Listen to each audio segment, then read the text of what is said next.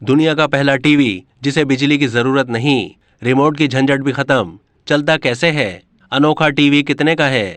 दुनिया का पहला ऐसा टेलीविजन मुतारिफ कराया गया है जिसे चलाने के लिए बिजली की जरूरत नहीं, क्योंकि इसमें कोई तार नहीं, यानी ये वायरलेस टीवी है।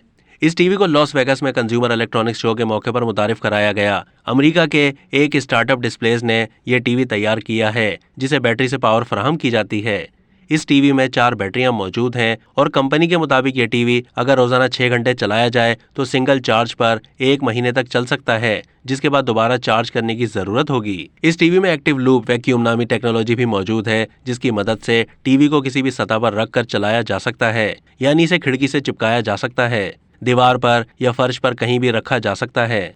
वायरलेस होने के साथ साथ इस डिवाइस को चलाने के लिए रिमोट कंट्रोल की भी जरूरत नहीं, बल्कि हाथों के इशारे से इसे चलाया जा सकता है। इस मकसद के लिए टीवी के ऊपरी हिस्से में एक कैमरा दिया गया है। इस टीवी का एक अलग बेस यूनिट बॉक्स भी मौजूद है, जिसे बिजली के सॉकेट से प्लग करने की जरूरत होती है और वही वाईफाई के जरिए मवाद चलाने में मदद फराहम करता है।